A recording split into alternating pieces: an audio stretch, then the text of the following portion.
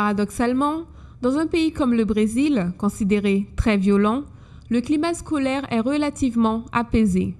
C'est le résultat d'une étude menée par le docteur en philosophie Éric Desbarbieux. Comment expliquer que le climat dans les écoles françaises soit aussi dégradé ? 10% des élèves de France ne se sentent pas en sécurité à l'école, se font harceler et des fois finissent même par abandonner les études. On a 90% des élèves qui disent qu'ils sont plutôt bien en classe, qu'ils sont bien dans leur établissement scolaire, que les profs sont plutôt sympas, les principaux sont plutôt sympas, etc. Mais on a 10% des élèves. C'est pour ça que moi je dis souvent c'est l'école des enfants heureux, enfin presque. Et ce 10% pose problème. 10% des élèves qui vont être plus souvent victimes, plus souvent harcelés, plus souvent en difficulté donc avec la manière dont ils perçoivent l'école. Donc c'est comme ça que moi je le résumerai. C'est-à-dire quand même une majorité d'élèves qui se sentent plutôt bien, mais une minorité qui est vraiment pas bien et pour lesquelles il faut lutter. Il n'y a pas un profil d'élèves harcelés, mais il y a toujours le même mécanisme. Ce mécanisme, c'est un refus de la différence. Ce mécanisme, c'est un groupe qui va harceler un élève parce qu'il n'est pas de la même couleur de peau, parce qu'il n'est pas de la même origine sociale, parce qu'il n'est pas de mon quartier, parce qu'il n'est pas de ma famille, parce qu'il est trop bon élève, par exemple aussi. Et qu'être trop bon élève, quelquefois, c'est pas bien perçu dans certains groupes, ou parce qu'il est trop mauvais élève, etc. Vous voyez, c'est ce mécanisme plutôt que ce type d'élève qui est en cause. Se préoccuper du climat scolaire n'est pas uniquement faire face aux problèmes de violence. La qualité de l'apprentissage est très dépendante du climat scolaire. Au long de ce séminaire académique de 3 jours dédié au climat scolaire, des ateliers auront lieu au pôle de Troubiran. Le but est d'inciter l'échange d'expériences et la coopération entre les membres de la communauté scolaire. Le climat à l'école n'est pas une affaire d'enfants. C'est la responsabilité des enseignants, du personnel et des parents.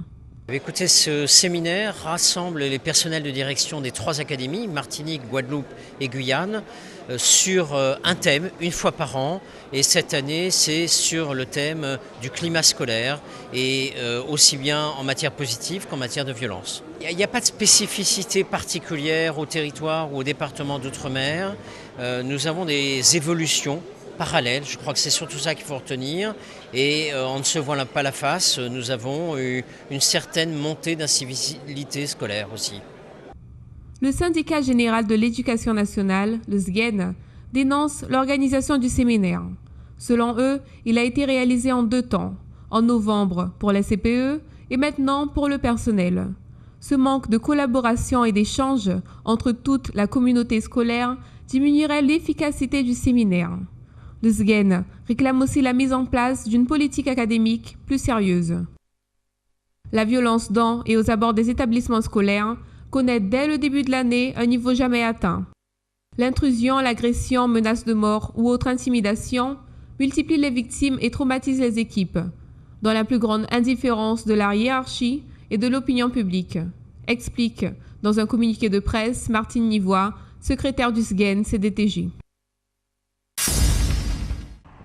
Conférence de presse ce matin de notre télé. La direction communiquait sur ses projets pour 2014. Seulement, les journalistes n'étaient pas très assidus. Une journaliste, sans compter votre serviteur, était présente.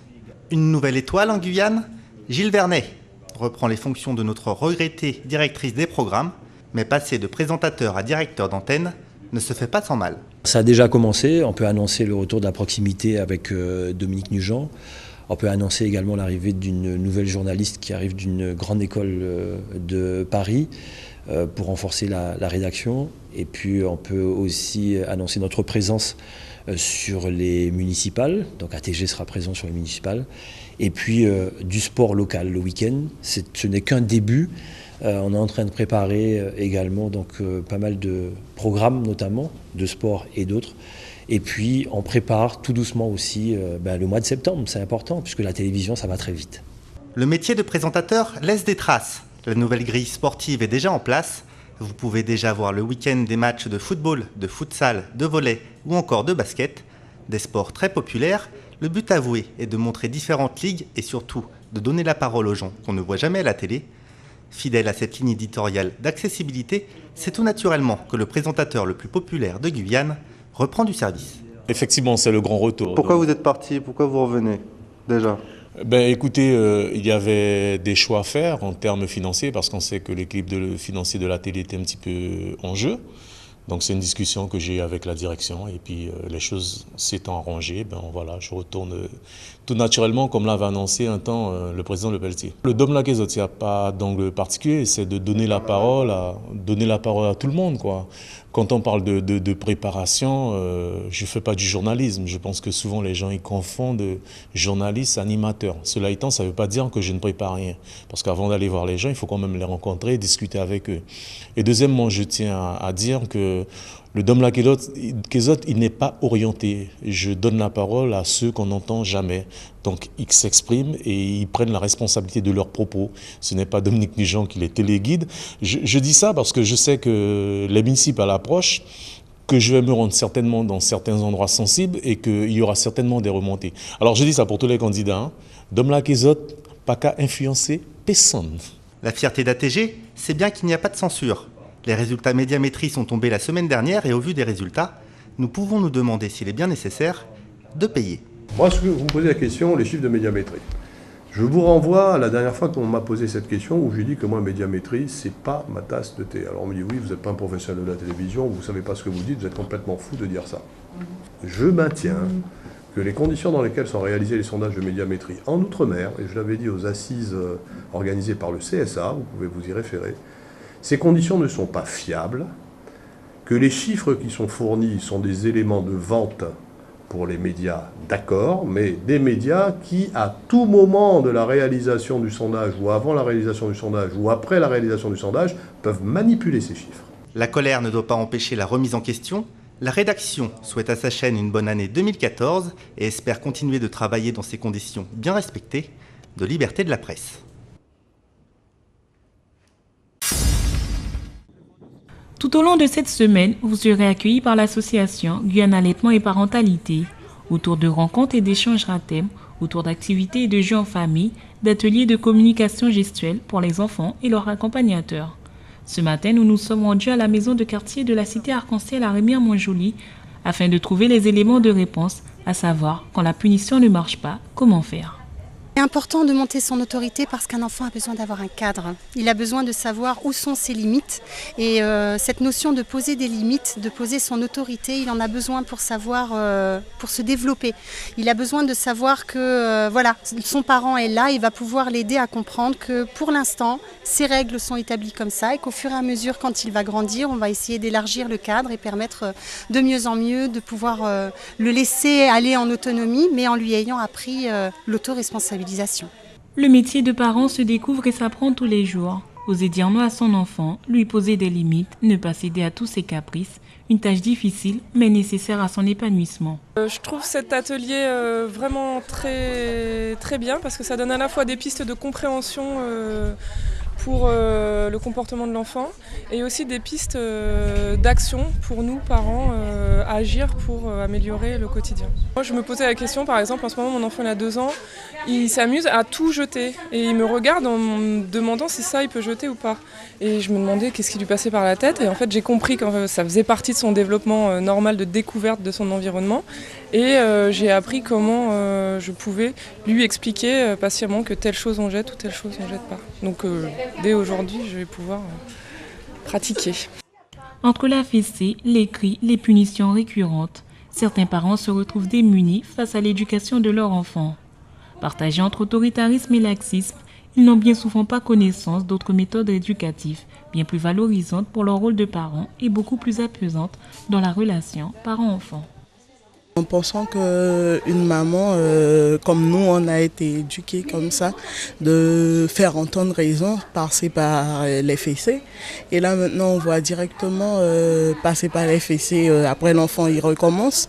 Et là, on voit directement en parlant avec l'enfant, en lui expliquant les choses, ça passe mieux au lieu de les taper. J'ai envie de réformer ma façon de faire parce que par rapport à ce qu'elle a dit, on voit directement, voilà, c'est pas la solution. Comment parler aux enfants pour qu'ils écoutent, trop ou pas assez d'autorité, comment trouver le juste milieu.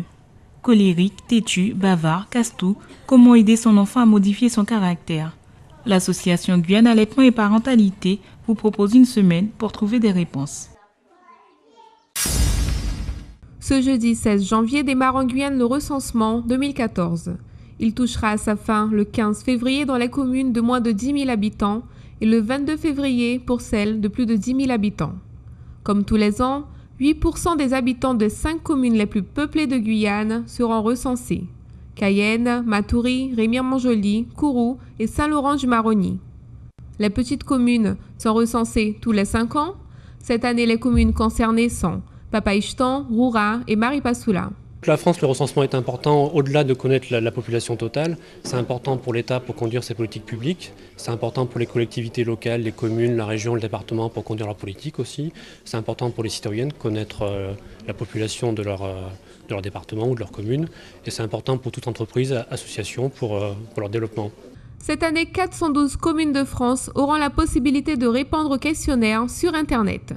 Nouveauté qui sera disponible aussi en Guyane. Internet est testé à Cayenne et Saint-Laurent-du-Maroni.